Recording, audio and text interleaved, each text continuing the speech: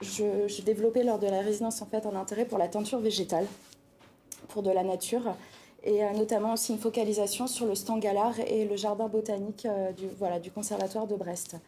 Et donc cette pièce que j'ai produite avant la résidence déjà commençait donc avec la teinture végétale, où je me suis intéressée à une pratique de teinture végétale où on vient presser un tissu entre des morceaux de bois pour le tremper dans un chaudron de teinture et produire des motifs. Jusqu'à présent, alors que je faisais que des installations et des dessins, j'ai décidé de glisser vers la performance pour intégrer l'individu dans ses matériaux et parler de mouvements quotidiens et voilà, quelque chose qui vient produire une trame. Alors nous, on est Marie Crozet et Vincent Langeray. Et on travaille en duo ensemble depuis à peu près 2 ans sur la notion d'archéologie fiction. Et notre pratique tourne essentiellement autour de la sculpture et de l'installation. Moi, j'ai commencé à travailler beaucoup autour du territoire, comment arpenter le territoire et comment, en fait, à partir de mes explorations, je me suis beaucoup intéressé à comment on arrive à ses limites et comment, en fait, le rapport entre nature et urbanisme était venu se confronter assez rapidement à mes traversées. Et ce qui m'intéressait, c'est comment en fait on découpe le paysage, comment on vient faire des tailles à blanc comme dans cette haie, ou bien comment on répartit des parcelles, comment on essaie de créer des forêts secondaires, comment on redécouvre.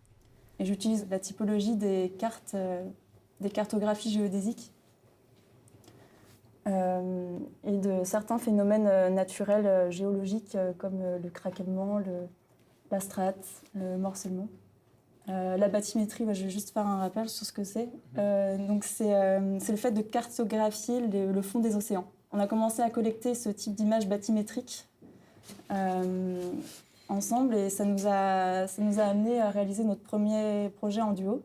On a pu aussi visiter les carotèques de l'Ifremer, le laboratoire où on y a vu plusieurs formes d'outils qui nous ont interpellés, qui nous ont donné des idées de sculpture. Et donc c'est suite à cette rencontre très enrichissante et cette visite qu'on a réalisé nos premières esquisses d'idées autour du carottage en sculpture, en empruntant les formes des carotèques et des outils qu'on a découverts au labo. Le vallon du Stangallard, c'est un lieu qui est très spécifique parce qu'il est à la fois à l'interface entre la terre, la mer et la ville. C'est aussi un lieu de métamorphose parce que c'est un endroit qui a subi de multiples transformations dues à l'action humaine en particulier, l'installation du chemin de fer, exploitation de carrières là où est actuellement le jardin du conservatoire. C'était tout sauf un lieu, un espace naturel. Il était complètement, tout y avait été modifié, les cours d'eau ont été déviés, le sol a été remblayé, les falaises sont des francs de taille d'anciennes carrières.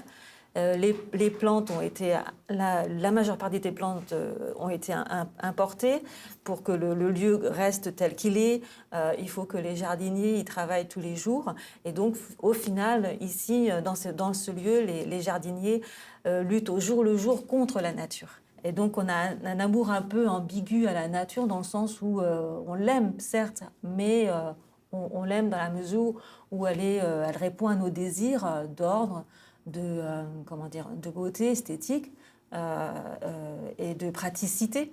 Et en fait, j'avais entendu dire que sous cette prairie, il y a longtemps, il y avait un étang, en fait, qui partait donc de cet endroit et qui allait jusqu'au littoral. Donc actuellement, c'est la plage du Moulin Blanc. La rivière du Stangallard ne s'appelait pas non plus avant Stangallard, puisque c'était la rivière du Dourguen. Et Dourguen, c'est un nom breton, parce que Dourguen, ça veut dire l'eau blanche. Du coup, j'ai eu envie de, peut-être d'une certaine manière, recréer cet endroit. En fait, l'idée, du coup, ce serait de faire ce projet qui s'appellerait Marcher sur l'eau blanche, qui serait en fait une structure en volume et en extérieur. À l'aide donc de perches en saule, on montrait une structure en osier, qui représenterait aussi une sorte de descente vers le sol, vers le sous-sol, puisqu'on partirait d'en haut et puis ça déclinerait vers le sol, comme si ça rentrait dans le sol. Moi, je m'appelle Nesrine Moueli, je suis diplômée de l'École de Beaux-Arts de Brest. Moi, mon travail plastique, c'est autour de l'identité, le genre, le territoire, le corps et la surface. Et pour le projet de la nature, j'ai choisi de travailler sur les anciennes pêcheries. Quand vraiment il y a les grandes marées, on peut vraiment distinguer plusieurs anciennes pêcheries. Il faut vraiment prendre Un bateau? un petit bateau. Et même, tu peux pas, parce qu'elle est sous l'eau. Mais si, tu la vois quand même. Ah bon? Ouais, parce qu'il n'y a pas une grande masse en fait d'eau en fait. D'accord. Ouais. T'as déjà fait ça? Ouais, j'ai déjà vu en fait. Ah bon? Ouais. J'ai découvert avec Daniel Lebris qui faisait ses recherches sur ça en fait, grâce à mes études à la bio et tout. Et une fois que tu les as vus et tu as été sur le terrain en fait pour genre faire des repérages et prendre des mesures, mais là tu es obsédé en fait. À chaque fois que tu vas à la mer ou tu vas à la plage, que tu vas à un rocher ou bien un assemblage de rochers, tu dis bah là il y a une ancienne pêcherie. Alors que c'est pas le cas du tout.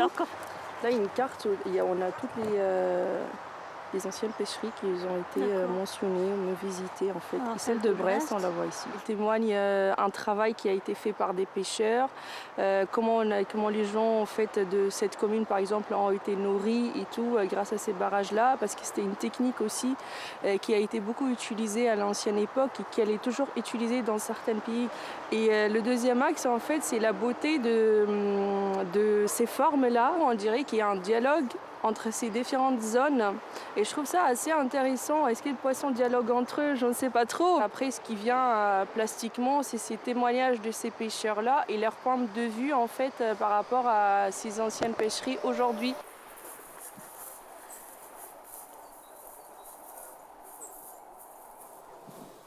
Naturaliste, le mot Tescola, il a choisi ce mot, c'est pas pour rien. C'est vraiment une opposition humain-nature. Et dans notre boulot de tous les jours, bah oui, on fait cette opposition, on fait l'étude de l'impact anthropique, de l'impact de l'homme, de l'être humain sur la nature, la gestion des milieux naturels. Ouais, gestion milieu naturel, ça fait bizarre de dire ça comme ça. Parce que jusqu'il n'y a pas si longtemps ça, on était complètement obligé de s'adapter aux contraintes naturelles. Est-ce que c'est l'être humain qui a domestiqué les animaux et les plantes, ou est-ce que ce sont les animaux et les plantes qui ont domestiqué l'être humain? Parce que les plantes et les animaux, enfin toutes les espèces qu'on utilise pour l'agriculture, en tant qu'espèces, ont très très bien réussi. Puisqu'on prend les poulets, je ne sais plus, il y a 10 fois plus de poulets ou 100 fois plus de poulets que d'êtres humains. Au niveau espèce, c'est une espèce qui est très gagnante. Au niveau individuel, pas le cas. Et derrière, c'est nous qui trimons pour les nourrir et puis les faire pousser et ainsi de suite. Une grande partie des plantes ont été plusieurs fleurs qui vont être assemblées de différentes façons. Ça permet d'augmenter le nombre de chances de reproduction. Et quand on a plusieurs fleurs, on appelle ça une inflorescence. Donc ici, on a un type d'inflorescence, qui est ce qu'on appelle une inflorescence en ombelle, qui caractérise les ombellifères.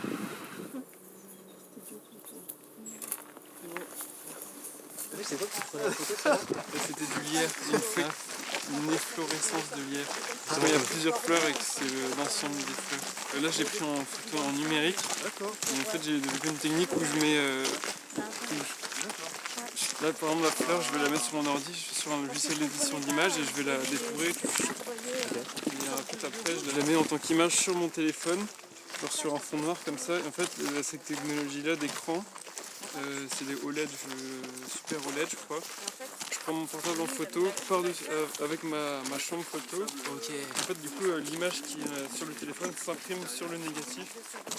Et du coup je peux faire des surimpressions numériques avec des trucs argentiques. Du coup ça met le pixel du téléphone qui est un peu hexagonal